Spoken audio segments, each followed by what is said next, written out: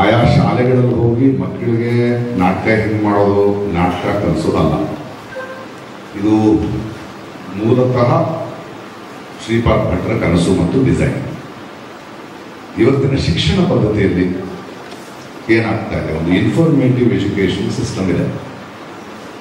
ಆದರೆ ಮಕ್ಕಳಿಗೆ ಬೇಕಾದ ಶಿಕ್ಷಣಗಳೇನು, ಒಂದು ಸಾಮಾಜಿಕ ನ್ಯಾಯದ ಬಗ್ಗೆ ಇರ್ಬೋದು, ಅಥವಾ ಒಂದು ಸೈಂಟಿಫಿಕ್ ಟೆಂಪರ್ ಇರ್ಬೋದು, ಅಥವಾ ಒಂದು ಅಭಿವ್ಯಕ್ತಿ ಇರ್ಬೋದು, ಅಥವಾ ಒಂದು ಒಳಗೆ ನಂಬಿಕೆಯನ್ನು ಬೆಳೆಸ್ಕೊಳ್ಳೋದಿರ್ಬೋದು, ಅದನ್ನು ಸ್ವಲ್ಪ ಡೀಟೇಲ್ ಆಗಿ ಅವ್ರು ಹೇಳ್ತಾರೆ.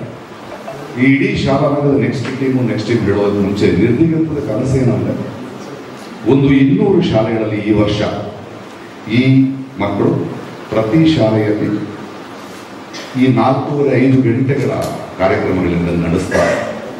ಅಲ್ಲಿ ಅದು ಮಕ್ಕಳ ಮೇಲೆ ಬೀರುವ ಪರಿಣಾಮ ಏನು, ಪೋಷಕರ ಮೇಲೆ ಅವರ ಅಭಿಪ್ರಾಯಗಳೇನು, ಅಧ್ಯಾಪಕರು ಏನು ಹೇಳ್ತಾ ಇದ್ದಾರೆ, ಇದಿಷ್ಟನ್ನು ಡಾಕ್ಯುಮೆಂಟ್ ಮಾಡ್ತಾ ಅನುಭವಗಳನ್ನು ಮುಂದಿನ ಡಿಸೆಂಬರ್ವರೆಗೆ ಶೇಖರಿಸ್ತಾ ಬರ್ತೀವಿ. ಇದೇ ಶಾಲಾ ರಂಗದ ಆಶಯದೊಳಗಡೆ ಶಾಲಾ ರಂಗ ವಿಕಾಸ ಅಂತ ಒಂದನ್ನು ಮಾಡಿದ್ದೀವಿ. ಅದರ 5 ಜನ ನಿರ್ದೇಶಕರನ್ನ ಇವರು ಹೆಗ್ಗೆ ತೆಗೆದಿದ್ದಾರೆ. ಅವರು 5 ಶಾಲೆಗಳಲ್ಲಿ ಕರ್ನಾಟಕದ ಬೇರೆ ಬೇರೆ ಕಡೆ it is a modern we are testing.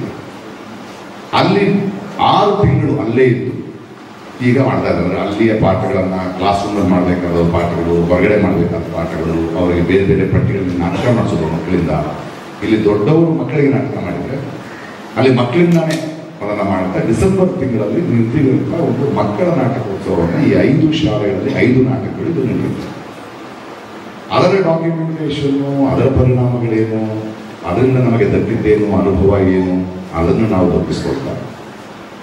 ಜನವರಿ ಮತ್ತು ಫೆಬ್ರವರಿಯೊಳಗೆ ಭಾರತ ದೇಶದಲ್ಲಿ ಬೇರೆ ಬೇರೆ ರಾಜ್ಯಗಳಲ್ಲಿ ಬೇರೆ ಬೇರೆ ಕಡೆಗಳಲ್ಲಿ ಒಂದು 2-3 ದಶಕಗಳಿಂದ ಮಕ್ಕಳ ರಂಗಭೂಮಿಯಲ್ಲಿ ಕೆಲಸ ಮಾಡುವ ತಜ್ಞರನ್ನು ಇಲ್ಲಿ ಕರೆಸಿ ಅವರು ಯಾವ್ಯಾವ ಥರದ ಮಾಡೆಲ್ಗಳನ್ನು ಕೆಲಸ ಮಾಡ್ತಾ ಇದ್ದಾರೆ, ಅವರ ಅನುಭವಗಳೇನು, ಅವರ ಜೊತೆ ನಮ್ಮ ಅನುಭವಗಳನ್ನು ಹಂಚಿಕೊಳ್ತಾ ಕೊನೆಗೂ ಒಂದು ಮಾರ್ಚ್ ಏಪ್ರಿಲ್ ತಿಂಗಳಲ್ಲಿ ಸಂಸ್ಥೆಗಳಿಗೆ ಮತ್ತು ಸರ್ಕಾರಕ್ಕೆ ಮತ್ತು ಜನಕ್ಕೆ ಒಂದು ರಂಗಭೂಮಿಯ ಒಂದು ಕರಿಕ್ಯುಲಮ್ ಅನ್ನು, ಒಂದು ಪಠ್ಯವನ್ನು ಕ್ರಿಯೇಟ್ ಮಾಡುವ ಒಂದು ಕೆಲಸವನ್ನು ನಿರ್ದಿಷ್ಟ ಮಾಡ್ತಾರೆ.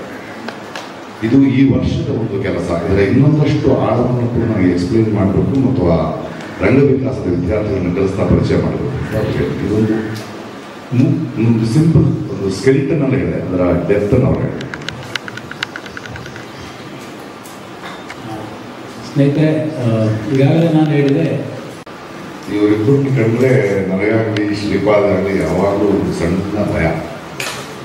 ಯಾಕಂದರೆ ಎಲ್ಲವನ್ನ ತುಂಬ ಪ್ರಾಮಾಣಿಕವಾಗಿ ಪ್ರಶ್ನಿಸುವ ಮತ್ತು ಇವರು ಕಣ್ಣು ಮುಂದೆ ನಾವು ಬಿದ್ದರೆ ತುಂಬ ದೊಡ್ಡ ಅನ್ಯಾಯ ಆಗುತ್ತೆ ಅಂತ ಯಾವಾಗಲೂ ನಮ್ಮನ್ನು ಹೆಜ್ಜೆಲಿಡುವಂತಹ ನಿರ್ದಿಗಂತಕ್ಕೆ ಬಹಳ ದೊಡ್ಡ ಶಕ್ತಿಯಾಗಿರುವ ಪ್ರಭಾಕರ್ ಸೇನಾನಿಯವರಿಬ್ಬರು ನನಗೆ ಬಂದಿದ್ದಾರೆ.